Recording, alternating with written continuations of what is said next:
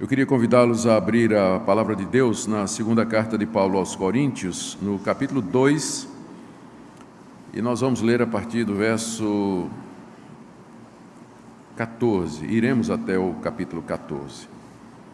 Deixe-me dizer algumas coisas antes de começarmos a leitura e explicação. Uma das razões pelas quais Paulo escreveu essa sua segunda carta aos Coríntios foi apresentar uma defesa dos ataques que estavam sendo feitos ao seu ministério.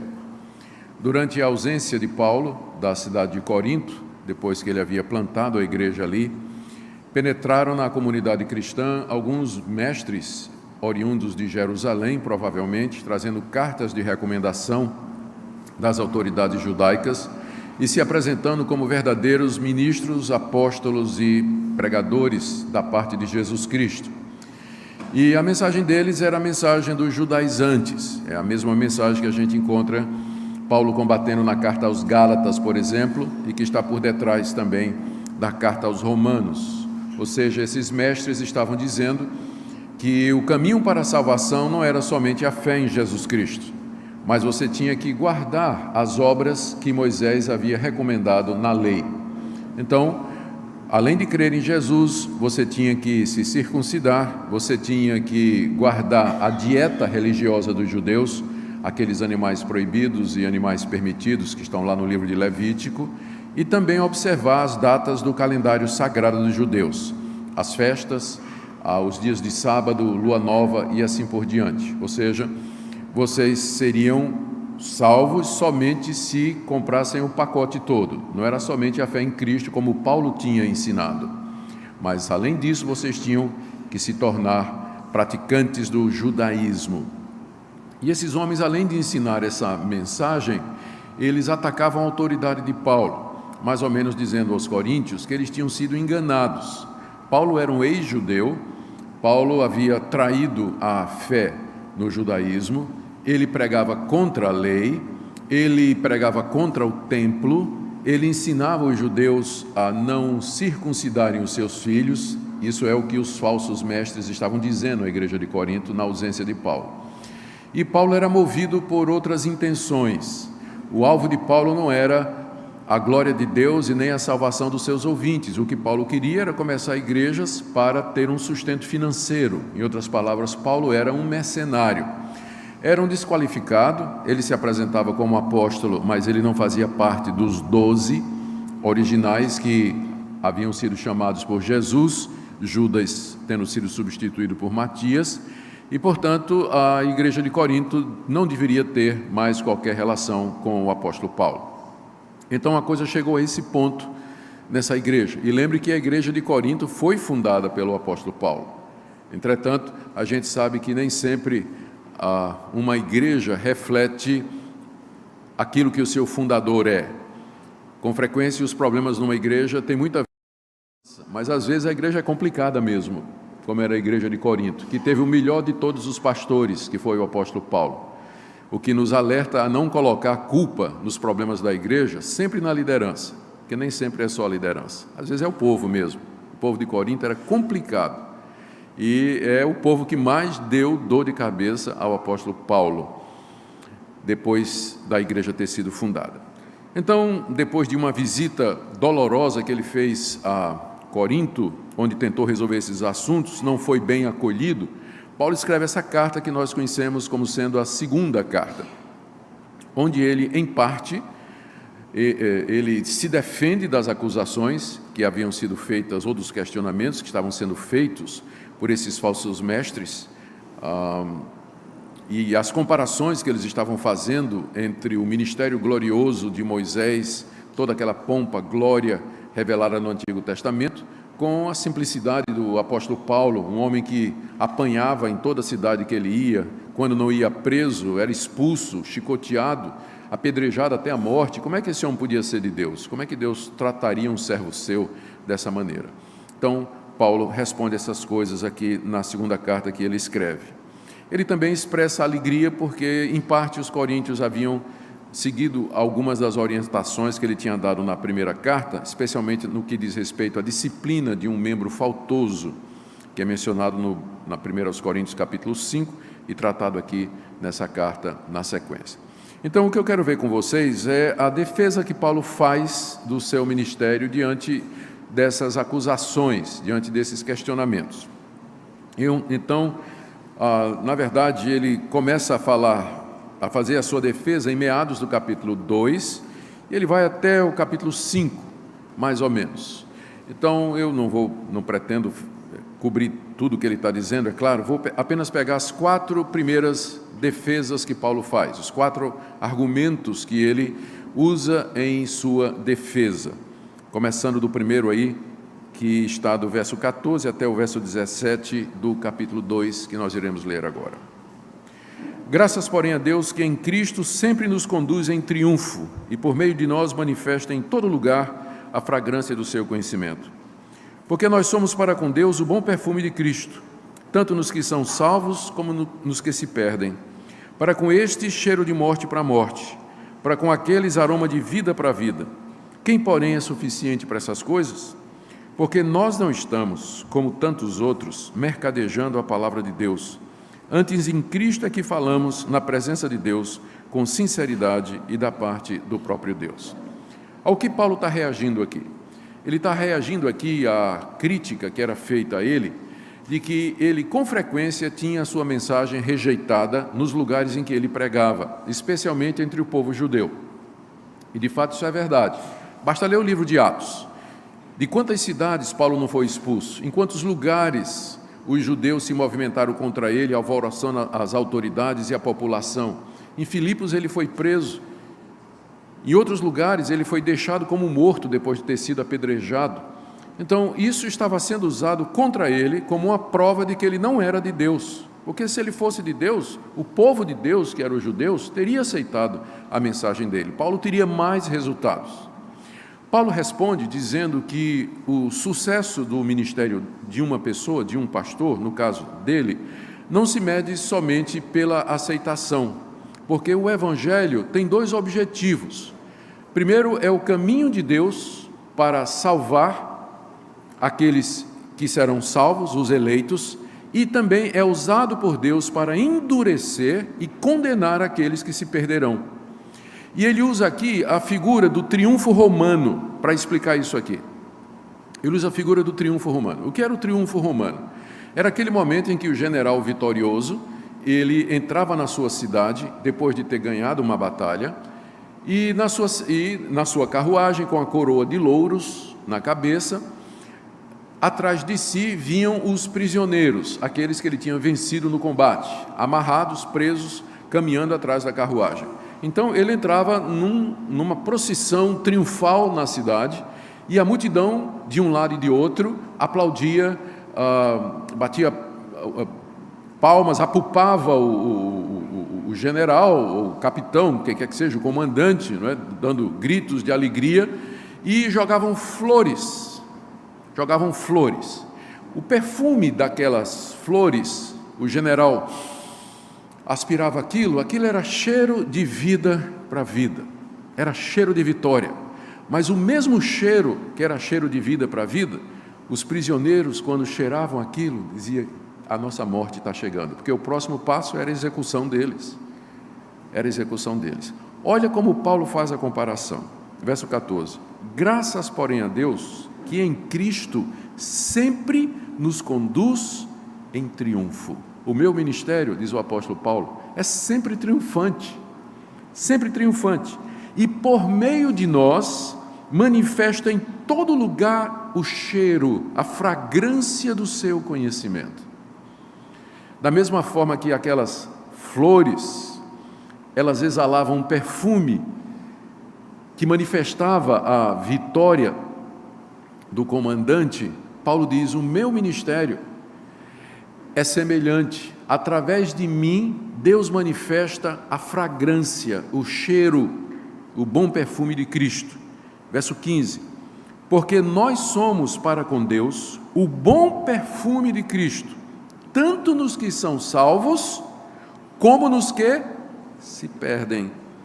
Para com estes que se perdem, o Evangelho é cheiro de morte para morte. Mas para aqueles que são salvos, o Evangelho é aroma de vida para a vida. O Evangelho, portanto, diz o apóstolo Paulo, ele não serve apenas para salvar, mas ele é cheiro de morte também para os que se perdem. Portanto, se eu for fiel e pregar o Evangelho, sempre serei bem-sucedido, tanto nos que se salvam, como nos que se perdem. Ou seja, o sucesso do ministério não se mede por resultados, mas pela fidelidade.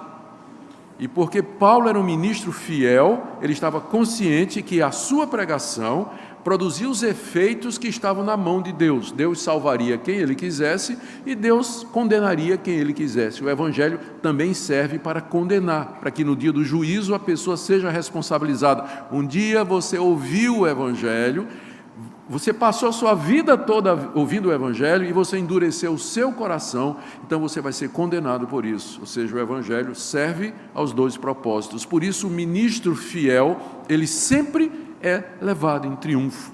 O ministério dele é como aquele triunfo romano.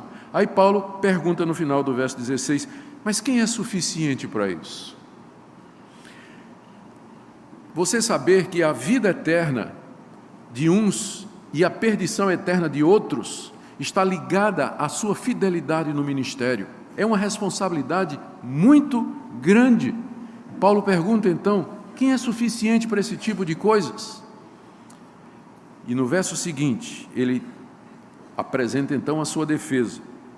Porque nós não estamos, como tantos outros, mercadejando a palavra de Deus. A acusação era essa, que Paulo era um mercenário e que ele estava ensinando o evangelho falso. Paulo diz, não, eu não estou mercadejando a palavra de Deus. O que é mercadejar a palavra de Deus? É você tornar a palavra de Deus atrativa e usá-la como um meio para obter um fim financeiro, que era o que aqueles falsos profetas estavam fazendo em Corinto. Paulo diz, eles é que estão mercadejando a palavra de Deus. Nós, final do verso 17, falamos na presença de Deus com sinceridade e da parte do próprio Deus. Paulo aqui está virando a acusação contra os seus detratores. Ele está dizendo que o fato dele não ter sempre sucesso na sua pregação, na verdade era uma prova de que ele não era um falso profeta, porque o falso profeta ele altera a mensagem para ganhar o maior número possível de discípulos e seguidores. O falso profeta fala o que o povo quer ouvir. Mas Paulo diz, eu não faço isso, eu prego o evangelho simples diante de Deus, e é por isso que há pessoas que não creem, há pessoas que não aceitam, e eu não mudo o evangelho para agradar essas pessoas. Se elas não creem, elas vão responder diante de Deus pela sua incredulidade e serão condenadas por isso. Essa é a primeira resposta de Paulo à acusação de que ele era um mercenário, falsificando a palavra de Deus, e que a sua mensagem era rejeitada pelo povo de Deus. Do capítulo 3, de 1 a 3, Paulo responde a outra insinuação dos falsos profetas. Começamos, porventura, outra vez a recomendar-nos a nós mesmos? Ou temos necessidade, como alguns, de carta de recomendação para vós outros ou de vós? Vós sois a nossa carta, escrita em nosso coração, conhecida e lida por todos os homens, estando já manifestos como carta de Cristo, produzida pelo nosso ministério, escrita não com tinta, mas pelo Espírito do Deus vivente, não em tábuas de pedra, mas em tábuas de carne, isto é, nos corações. Na época do apóstolo Paulo, e até nos dias de hoje também, no mundo daquela época, cartas de recomendação eram muito importantes. A comunicação não era fácil, como é hoje, e muita gente viajava negócios, havia muitos que representavam seus patrões. Então, as cartas de recomendação eram uma garantia dada por uma autoridade ou por uma pessoa de que o seu portador era alguém de confiança e que deveria ser recebido por aquela outra pessoa, por aquela comunidade, para fazer negócios, dando autoridade para fazer negócios, até para celebrar casamentos, se a autoridade fosse uma autoridade civil. A carta de recomendação servia até para isso. O nome disso, entre os judeus, era o shaliach. O shaliach era um representante autorizado que levava uma carta de recomendação e ele podia executar tudo aquilo que o seu enviador havia dito ou autorizado na carta. Esses profetas falsos tinham chegado em Corinto trazendo cartas de Jerusalém, dizendo: nós somos autorizados pelas autoridades judaicas, nós temos pedigree, nós somos oficiais. Paulo é caixa 2, Paulo é um laranja, né? Cadê as cartas de recomendação de Paulo? Quem mandou Paulo? De onde vem a autoridade de Paulo? Olha a resposta de Paulo. Ele tinha dito antes que o ministério dele sempre é triunfante. Aí ele pergunta: será que eu estou agora me recomendando? Verso 1: começamos porventura outra vez a recomendar a nós mesmos? O fato de eu ter dito que o meu ministério sempre é triunfante e que eu prego a palavra de Deus com verdade, isso quer dizer que eu estou me recomendando, me apresentando ou querendo me elevar diante de vocês? Ainda no verso 1: ou temos necessidade, como alguns, está se referindo aos seus acusadores, não é? De carta de recomendação para vocês ou de vocês? Será que eu preciso de carta de recomendação, como esses que estão aí no meio de vocês estão fazendo, apresentando essas cartas de Jerusalém? Olha a resposta dele no verso 2: vós sois a nossa carta. Vós sois a nossa carta, escrita no nosso coração, conhecida e lida por todos. Eu não preciso de carta de recomendação, diz o apóstolo Paulo, porque vocês são a prova viva de que meu ministério é de Deus. Quando eu cheguei em Corinto, vocês eram ladrões, maldizentes, idólatras, bêbados, sodomitas, efeminados, adúlteros, ladrões, maldizentes. E através da pregação do Evangelho, vocês foram lavados, vocês foram justificados, vocês foram santificados pelo Espírito Santo de Deus. E a igreja nasceu. Vocês são a minha carta de recomendação. O fruto do meu ministério é a minha maior recomendação. Eu não preciso de carta de ninguém para que vocês confiem em mim, para que vocês me aceitem como o pai espiritual de vocês. Vocês são a carta escrita no meu coração e não num pedaço de papel. Verso 3: vocês já estão manifestos diante do mundo como carta de Cristo. Ou seja, vocês são a carta de recomendação que Cristo me dá diante do mundo. E essa carta é produzida pelo nosso ministério. Estou lendo o verso 3. Escrita não com tinta, como a carta que esses homens estão aí apresentando a vocês, mas pelo Espírito do Deus vivente. Não em tábuas de pedra, e aqui é uma referência ao fato de que aquelas cartas de recomendação foram feitas pelas autoridades judaicas. Tábuas de pedra nos leva imediatamente para a tábua dos 10 mandamentos, que estava no centro da religião judaica, da qual esses homens se diziam representantes. E Paulo já começa a fazer a ligação aqui, né? Vocês são a carta que Deus escreveu com o Espírito Santo através do ministério. Eles estão trazendo uma carta escrita em tinta, gravada em tábuas de pedra, que tem a ver com a lei de Moisés, com a antiga aliança. Não gravada em tábuas de pedra. Ele diz aqui, a nossa carta é gravada não em tábuas de pedra, como eles, mas em tábuas de carne, isto é, nos corações. Enquanto que eles pregam uma observância externa da lei de Moisés, circuncisão, guarda de calendário, não come isso, não come aquilo, o meu ministério gravou a lei no coração de vocês. Ou seja, ele produz conversões verdadeiras e não formalidade e externalidades. Essa é a segunda defesa de Paulo. O que ele está dizendo então, já na sequência, é que a recomendação ou a autorização de um ministro é o fruto do seu trabalho. Essa é a maior recomendação dele. Se ele é fiel na pregação da palavra, primeira defesa de Paulo, o Espírito do Deus vivente vai escrever no coração dos seus ouvintes o Evangelho de Cristo e a lei de Deus. E isso é a maior prova de recomendação que um ministro pode apresentar.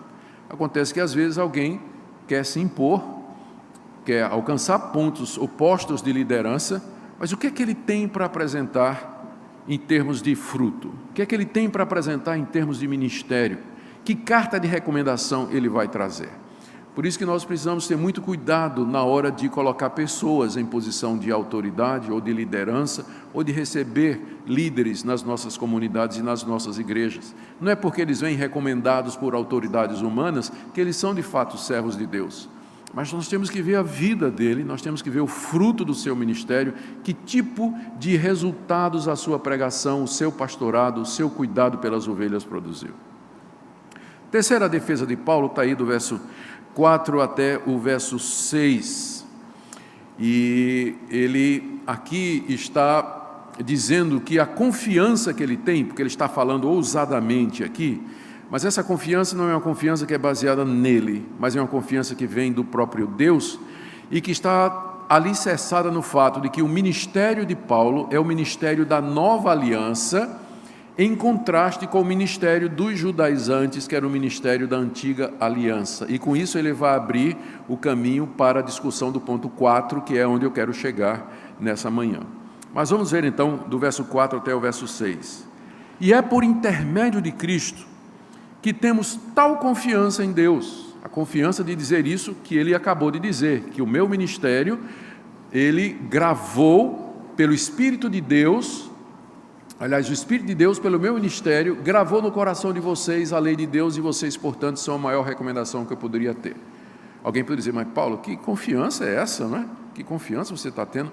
Ele diz, sim, mas é por intermédio de Cristo, verso 4, que temos tal confiança em Deus. A minha confiança não é carnal, não é baseada numa avaliação positiva daquilo que eu sou, dos meus talentos, dos meus dons, não. Mas a minha confiança é por intermédio de Cristo. Verso 5, não que por nós mesmos sejamos capazes de pensar alguma coisa como se partisse de nós, pelo contrário, a nossa suficiência vem de Deus. A suficiência para o ministério, esse ministério que produz vidas transformadas e que sempre é um triunfo, esse ministério está baseado no poder de Deus. A nossa suficiência para isso, a capacidade para realizar esse ministério, na verdade vem de Deus, não que eu sou capaz de pensar de alguma coisa por mim mesmo. Eu não ouso trazer alguma coisa para a minha pregação que é fruto do meu pensamento, da minha cabeça, mas eu dependo de Deus mediante Jesus Cristo. Eu quero ser fiel, ensinar aquilo que Deus quer que eu ensine e a pura palavra de Deus, por isso eu não ouso pensar de mim mesmo, criar coisas que não sejam da palavra de Deus, ou dizer coisas que são fruto da minha imaginação. Eu quero somente ser fiel e pregar a palavra de Deus. Verso 5, verso 6, quando ele diz que a nossa suficiência vem de Deus, no final do verso 5, ele avança dizendo, Deus que nos habilitou para sermos ministros de uma nova aliança, não da letra, mas do Espírito, porque a letra mata, mas o Espírito vivifica.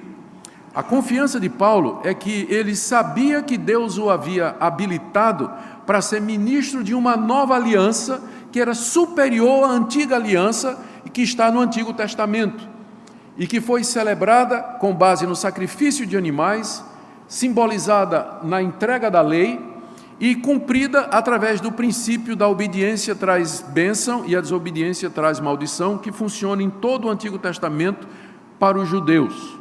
Paulo diz, Deus agora introduz uma nova aliança, que é superior à antiga aliança, que é a nova aliança em Cristo Jesus, e eu sou ministro dessa aliança. Esses falsos profetas que estão aí, eles são ministros da antiga aliança, eles estão pregando a lei, estão ensinando o cumprimento da lei de Moisés. Eu já prego a nova aliança, que é superior à antiga. Por isso que eu tenho essa confiança, porque eu sei que Deus me levantou para ser ministro dessa nova aliança. E aqui ele faz um contraste entre as duas alianças nos seguintes termos. Primeiro, no verso 6, essa nova aliança não é da letra, mas do Espírito. Eu quero sugerir a vocês que o Espírito aqui, na minha Bíblia, Almeida atualizada, Espírito está com E minúsculo. E eu acho que na maioria, em algumas Bíblias aí, outras, na sua Bíblia deve estar também.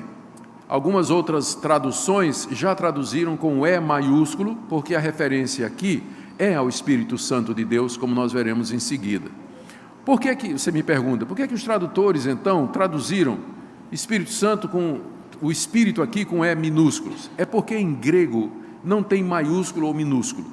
A palavra Espírito é a mesma palavra, a palavra Espírito é a mesma palavra usada para o Espírito de Deus, para o Espírito do homem e para os espíritos imundos, a palavra pneuma.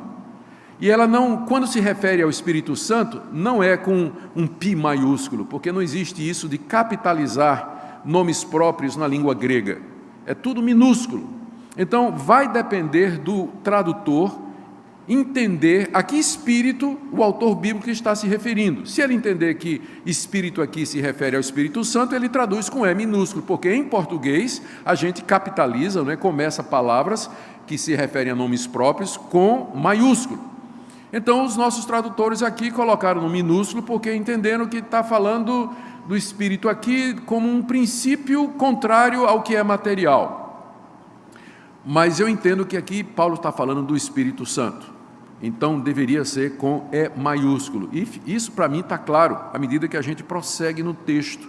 Paulo está se referindo ao Espírito Santo de Deus. Então, eu vou ler aqui com o Espírito se referindo ao Espírito Santo de Deus. O contraste é esse. Paulo diz no verso 6, Deus nos habilitou para sermos ministros de uma nova aliança. Não da letra, ele está se referindo à antiga aliança, onde Deus deu a Moisés a lei, os 10 mandamentos e centenas de outros mandamentos, que foram escritos e que deveriam ser observados literalmente, deveriam ser observados meticulosamente.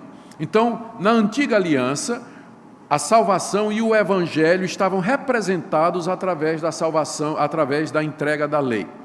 Não é que no Antigo Testamento as pessoas se salvavam pela guarda da lei.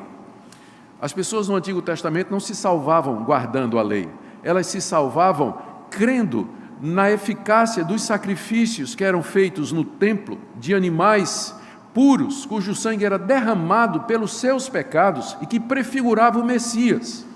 Então, eles eram salvos pela fé no Messias que haveria de vir e que estava ali representado na lei.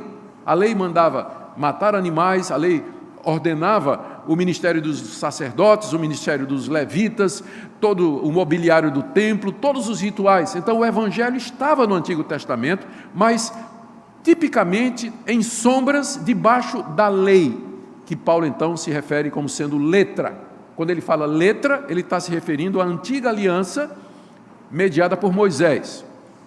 Paulo diz que esse novo ministério, a nova aliança, não é da letra, ou seja, não é mais aquela aliança que Deus fez no Antigo Testamento, mas do Espírito.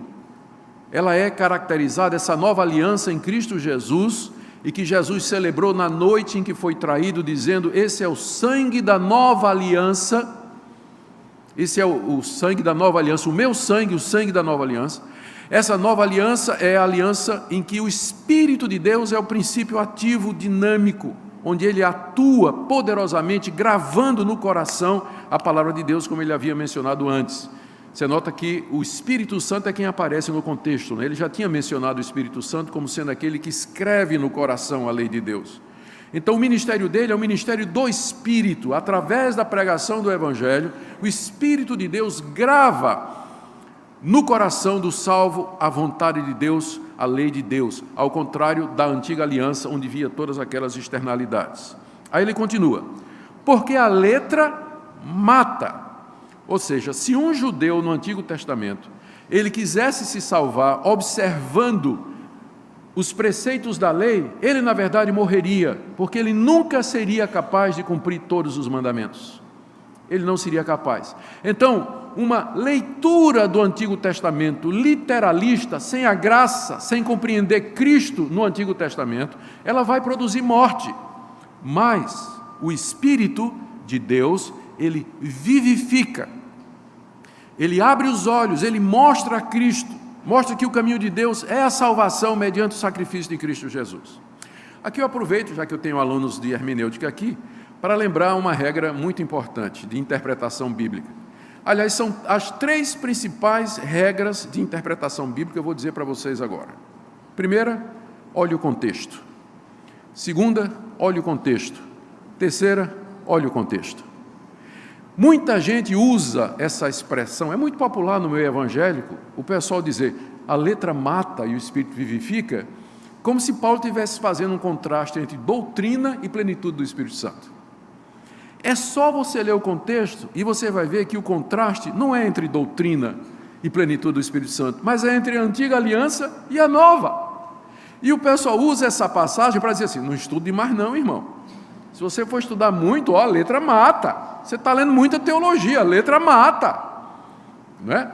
A letra mata. Então, está tirado fora do contexto. Tirado fora do contexto. O contexto mostra que esse contraste é entre a antiga aliança e a nova aliança. Não tem nada a ver com uma rejeição à doutrina, que é muito comum hoje em alguns meios evangélicos. Muito bem. Vocês dêem licença aqui. Robson, tem um aqui pela metade. Não sei se você já bebeu ou não, mas eu vou arriscar, viu?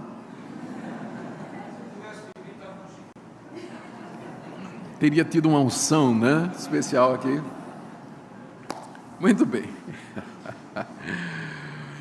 E agora chegou exatamente no ponto que eu queria destacar mais para vocês, que vai do verso 7 até o verso 18. Aqui é o quarto argumento de Paulo. E nesse, ele faz uma comparação entre a nova aliança e a antiga. Ele vai se apresentar como ministro da nova aliança. E isso é algo tão superior, aliás, isso é tão glorioso que chega inclusive a ser superior a Moisés. E aí ele faz uma comparação entre a maneira de ler o Antigo Testamento da Nova Aliança e como o Antigo Testamento é lido na Nova. E aí nós estamos bem no coração da nossa matéria, que é hermenêutica. Vamos lá então, vamos ler do verso 7 até o verso 18. Se o ministério da morte, gravado com letras em pedras, se revestiu de glória, a ponto de os filhos de Israel não poderem fitar a face de Moisés por causa da glória do seu rosto, ainda que desvanecente, como não será de maior glória o ministério do Espírito? Você nota aqui que eles já colocaram Espírito com E maiúsculo, né? Por que não colocaram antes? Porque se o ministério da condenação foi glória, muito maior proporção será glorioso o ministério da justiça. Porquanto, na verdade, o que outrora foi glorificado nesse respeito já não resplandece diante da atual sobreexcelente glória. Porque se o que se desvanecia teve sua glória, muito mais glória tem o que é permanente. Tendo, pois, tal esperança, servimos-nos de muita ousadia no falar, e não somos como Moisés, que punha véu sobre a face, para que os filhos de Israel não atentassem na terminação do que se desvanecia. Mas os sentidos deles se embotaram, pois até o dia de hoje, quando fazem a leitura da antiga aliança, o mesmo véu permanece, não lhes sendo revelado que em Cristo é removido. Mas até hoje, quando é lido Moisés, o véu está posto sobre o coração deles.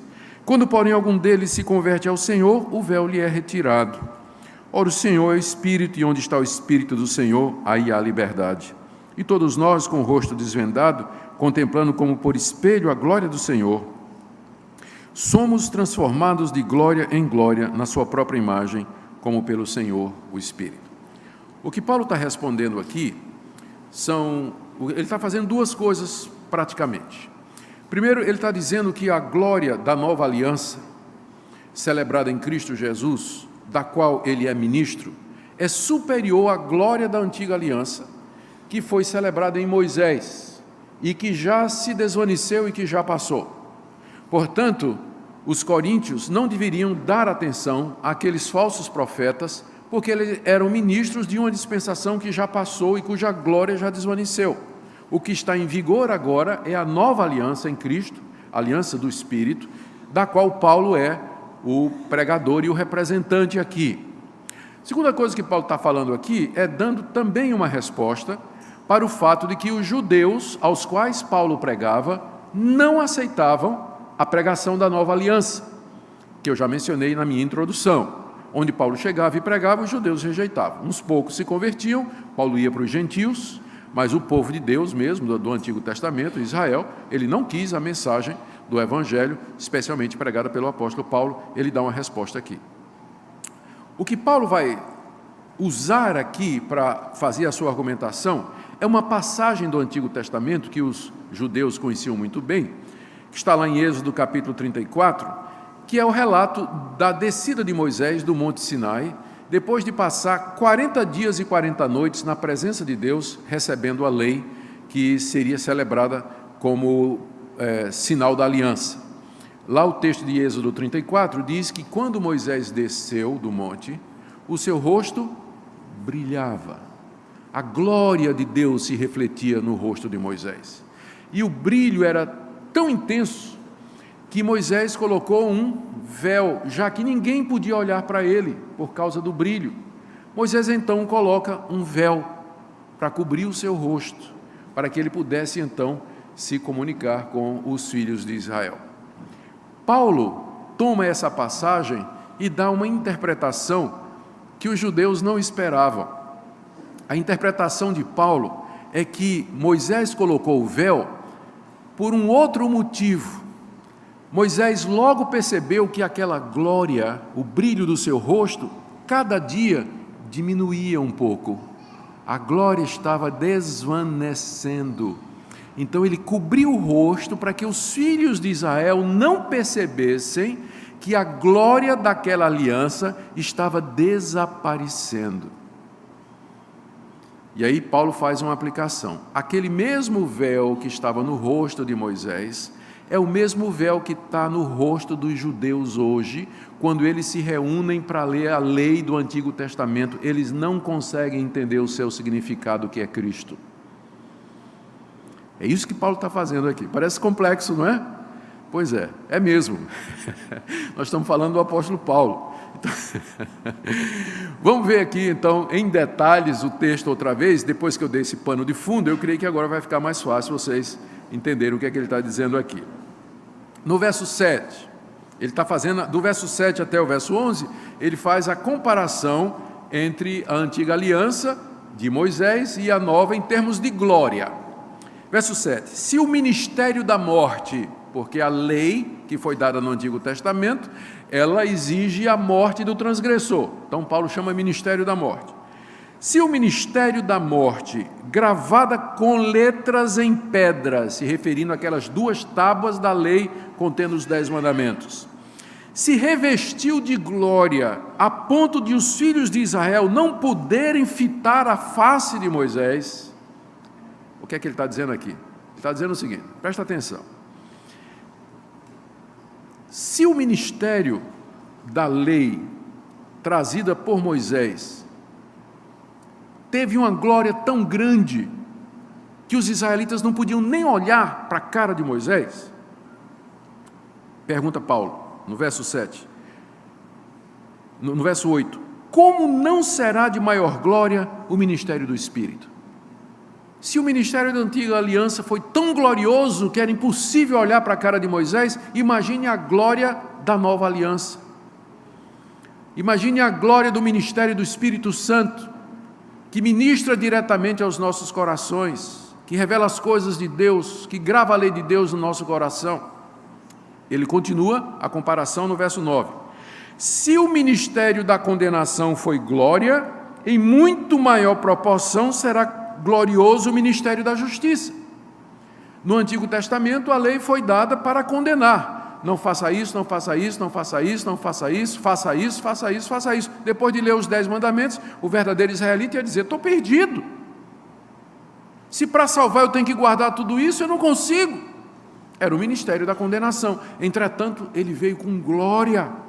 Aí Paulo pergunta, se o ministério da condenação veio com aquela glória brilhando no rosto de Moisés, muito maior é a glória do ministério da justiça, ou seja, o ministério do Evangelho que justifica os homens e promove a aceitação deles diante de Deus. O Evangelho justifica o pecador gratuitamente sem as obras da lei. Ora, é uma glória muito maior do que a glória da antiga aliança. E ele continua fazendo a comparação no verso 10. Porquanto, na verdade, o que outrora foi glorificado, o ministério da lei, nesse respeito, já não resplandece diante da atual sobreexcelente glória. O que Paulo está dizendo é que o Evangelho, Cristo, quando veio, trouxe o Evangelho para nós. A glória do Evangelho suplanta e supera a glória da antiga aliança. Então, para o cristão, a antiga aliança não tem mais glória nenhuma, ela já passou. A glória agora está no rosto de Cristo, a glória de Deus na face de Jesus Cristo. É isso a glória que nós queremos e a glória que é superior à antiga aliança.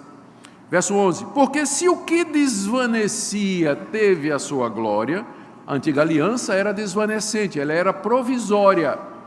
ela era típica, ela era sombra da realidade. Se aquilo se desvaneceu, a glória daquilo se desvaneceu, muito mais glória tem o que é permanente, ou seja, o ministério do Evangelho, a pregação da palavra de Deus, a justificação pela fé, ela é permanente, não vai ter uma terceira fase, ou um terceiro testamento.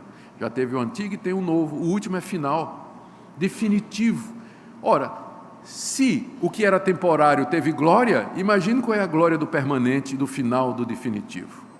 Com isso, Paulo está comparando o ministério dele com o ministério daqueles falsos profetas. Eles são profetas da antiga aliança, cuja glória é desvanecente, cuja glória passou. Eu sou, pela graça de Deus, Deus me habilitou a ser ministro da nova aliança, cuja glória é muito maior do que da antiga aliança. E aí ele entra no verso 12, fazendo aquela interpretação do véu.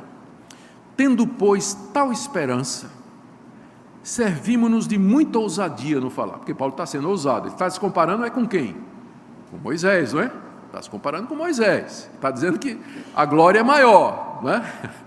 Ele diz, eu sei que eu estou sendo ousado, mas é porque eu tenho essa esperança, essa confiança. A palavra esperança no Novo Testamento, ela nunca expressa dúvida, mas é uma expectativa certa das coisas que vão acontecer. Então, tendo essa esperança, essa certeza, eu me sirvo de muita ousadia do falar. E aí agora, em vez de comparar as alianças, ele vai comparar ele e Moisés.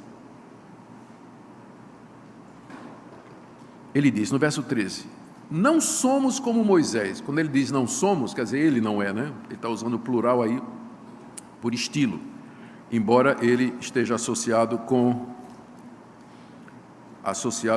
Timóteo no início da carta. Quando ele escreveu a carta, Timóteo estava com ele, o nós aí pode se referir a ele e a Timóteo, então é simplesmente estilo. Mas ele está dizendo, eu não sou como Moisés. Qual era a diferença entre Paulo e Moisés? Aqui, ele diz, Moisés punha véu sobre a face, para que os filhos de Israel não atentassem na terminação do que desvanecia. Aqui ele explica a razão do véu. Não era assim para que os israelitas não ficassem cegos com o brilho, como quem olha para o sol diretamente, sem óculos.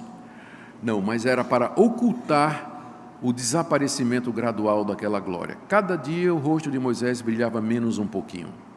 Moisés pôs o véu para que os filhos de Israel não percebessem que aquela glória estava desvanecendo. E Paulo diz, eu não sou como Moisés, eu não estou usando véu na cara. A minha mensagem é permanente, a minha mensagem ela é a consumação de tudo aquilo que Moisés falou, é a terminação do plano de Deus. Aí ele faz uma aplicação para explicar por que os judeus não entendiam a sua mensagem. Verso 14, os sentidos deles, os sentidos dos judeus, ou seja, a sua capacidade de perceber, de entender, se embotaram. Todo mundo sabe o que é embotar, especialmente as donas de casa, né, ou os donos de casa que gostam de cozinhar, quando pega uma faca embotada, é uma faca que perdeu o gume, né? Ela não corta, aí você tem que afiar outra vez. Os sentidos dos judeus perderam o gume, o fio, eles não funcionam mais, é como uma faca embotada. A capacidade de interpretar e de entender a antiga aliança, eles não têm mais.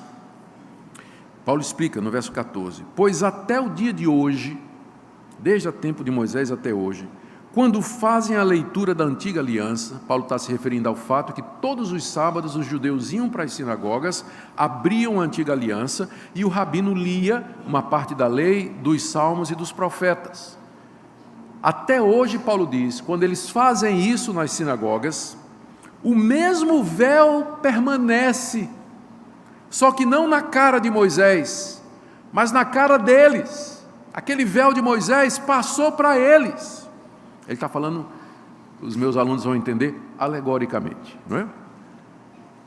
O mesmo véu permanece sobre eles, não lhes sendo revelado que em Cristo ele é removido. Por isso que os judeus não entendiam a palavra de Paulo. Eles não aceitavam a palavra de Paulo, porque Paulo dizia, Cristo é o Messias. O judeu abria o Antigo Testamento e dizia: estou lendo aqui, mas não estou vendo nada. Ele morreu pelos nossos pecados. Veja Isaías 53, o judeu abria Isaías 53. Não, aqui é o servo sofredor Israel, não tem nada de Messias aqui. Não, mas Cristo, Ele é o Cordeiro de Deus que tira o pecado do mundo. Aí o judeu abria lá na parte do Antigo Testamento que fala dos sacrifícios, e diz: mas não estou vendo isso aqui. Vocês estão usando... Aí o judeu acusava os cristãos: vocês estão usando o Antigo Testamento errado para provar a tese de vocês a respeito de Jesus Cristo.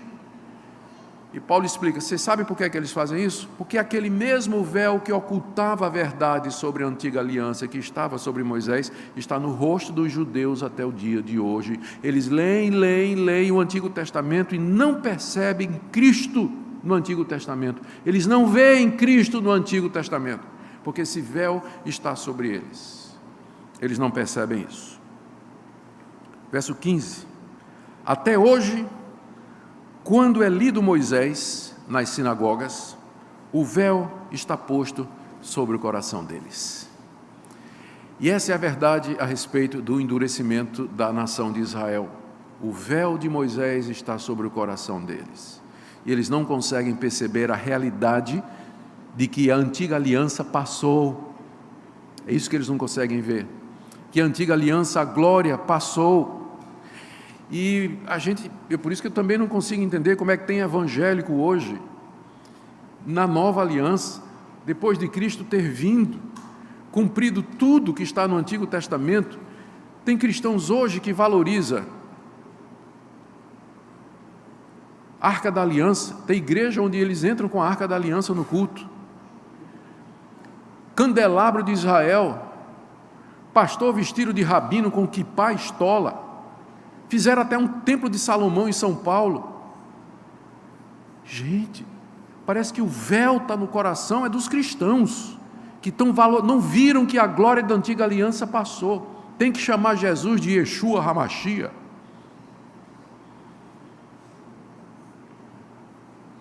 Guardar as festas judaicas. Tem igrejas que são judaizantes. Paulo se reviraria no túmulo se ele visse o que está acontecendo hoje nessas igrejas. É como se o véu tivesse no coração desses cristãos e eles não perceberam que a glória da antiga aliança já passou. Era sombra, era tipo, era figura de Cristo, da igreja, do evangelho. É o que Paulo está dizendo no verso 15. Agora veja a glória do verso 16. Quando, porém, algum deles se converte ao Senhor, o véu lhe é retirado. Paulo está falando de experiência própria. Paulo era um desses judeus, com o véu na cara, e ele estava tão convencido de que o cristianismo era uma aberração, que ele perseguiu até a morte os cristãos. Conhecemos a sua trajetória, está no livro de Atos, as perseguições que Paulo, e ele mesmo conta nas suas cartas, as perseguições que ele encetou contra os cristãos, porque ele estava convencido que Cristo era um falso Messias, que Jesus era um falso profeta, que ele não era nada daquilo que o Antigo Testamento falava a respeito da chegada do Messias. E Paulo era um conhecedor do Antigo Testamento, foi instruído aos pés de Gamaliel, era um dos judeus mais capazes daquela época, era fariseu de fariseus, da tribo de Benjamim. Entretanto, ele lia o Antigo Testamento e não via nada. Um dia, no caminho de Damasco, aconteceu a revolução hermenêutica na vida de Paulo. Ali não foi só quando Cristo lhe aparece, ali não foi somente o momento em que ele foi salvo e o momento em que ele foi chamado para ser apóstolo, mas ali o véu foi tirado do rosto de Paulo. E agora ele podia ler o Antigo Testamento e dizer: meu Deus, estava lá o tempo todo, eu nunca vi. Sem conversão, ninguém vai poder ler as Escrituras e ver a Cristo de maneira salvadora. A conversão precede a compreensão correta. Como Agostinho já dizia: creio, por isso entendo.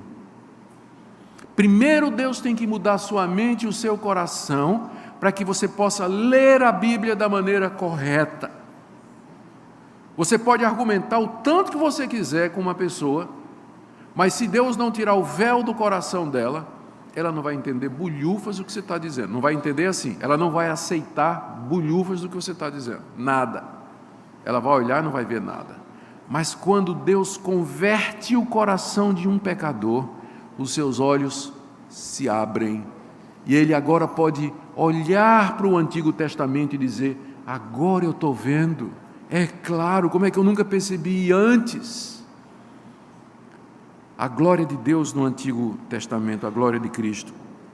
Verso 16, quando algum deles se converte ao Senhor, o véu lhe é retirado. E Paulo explica, no verso 17. Ora, o Senhor é o Espírito, o Senhor Jesus e o Espírito são o mesmo Deus e agem no mesmo propósito.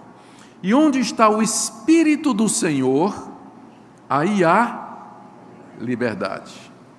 Para os meus alunos de hermenêutica, e vou dar a vocês as 3 regras principais de interpretação. Primeira, não vi. Segunda, terceira, você deve ter ouvido dezenas de vezes o pessoal pegar essa passagem, onde está o Espírito do Senhor, aí tem liberdade, para justificar, plantar bananeira no culto, dar salto mortal triplo carpado, cair no chão, trenzinho de Jesus, né, no culto, porque onde está o Espírito do Senhor, aí há liberdade. É disso que esse texto está falando? Não!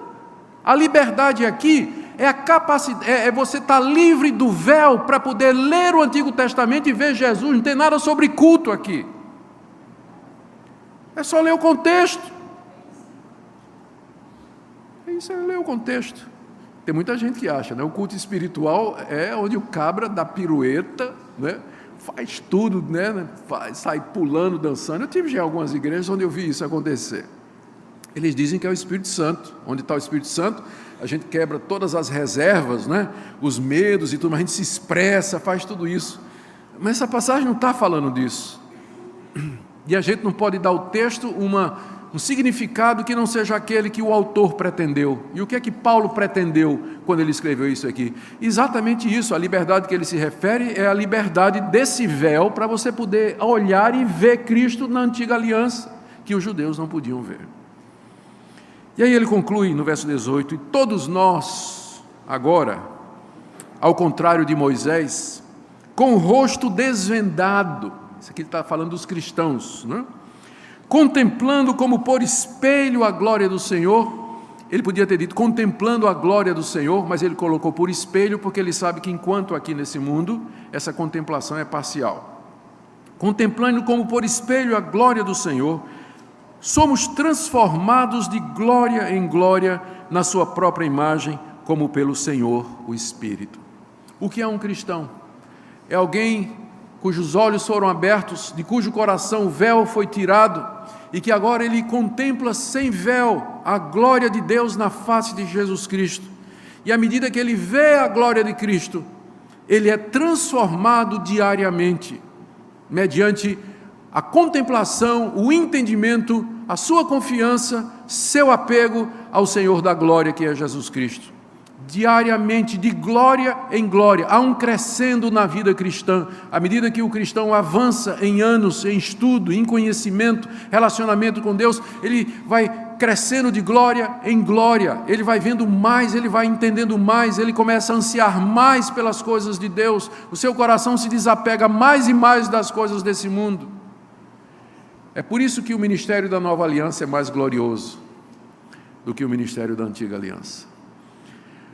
Nós podíamos continuar, capítulo 4, capítulo 5, Paulo apresenta mais 3 ou 4 defesas do seu ministério, mas nós vamos ficar por aqui. E eu quero particularmente enfatizar esse último ponto do apóstolo Paulo. A diferença entre a antiga aliança e a nova é o véu. Aqueles que estão na nova aliança, celebrada no sangue de Cristo, garantida pelo seu sacrifício na cruz, eles têm o coração convertido e os olhos abertos, eles podem entender a Deus e as coisas de Deus, ou para usar outra linguagem de Paulo, nós temos a mente de Cristo. Nós podemos ler a Escritura e compreendê-la. Eu termino com algumas aplicações aqui para nós. A primeira delas, eu creio que parte do texto aqui que nós podemos tirar com segurança, é que nós precisamos estudar as Escrituras. Estou falando para líderes aqui, eu sei que há líderes aqui. E nós devemos conhecer as Escrituras, estudar as Escrituras, nos preparar o máximo possível para ministrar a palavra como Paulo diz que deveria ser ministrada, não como mercenários, não como alguém que mercadeja ou adultera a palavra de Deus, mas como fiéis mordomos dessa palavra que nos foi entregue. Para que nós sejamos fiéis, nós precisamos estar seguros daquilo que é a vontade de Deus revelada nas Escrituras Sagradas. Estudo é importante. Vocês já aprenderam que aquela frase, a letra mata, mas o espírito vivifica, não pode ser usada nesse contexto, não é? É um pretexto. Mas há uma segunda aplicação aqui. Só o estudo não é suficiente.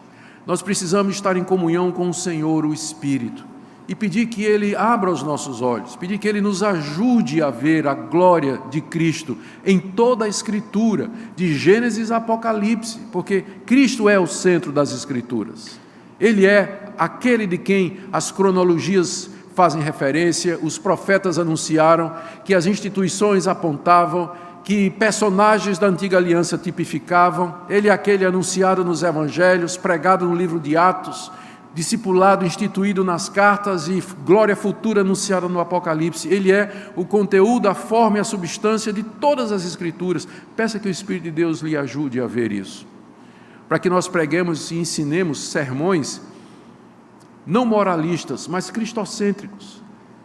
Tem muito sermão pregado por pastor presbiteriano que podia ser pregado por um muçulmano, podia ser pregado por um judeu, porque não fala de Cristo, não traz nenhuma referência a Cristo, nenhuma aplicação a Cristo.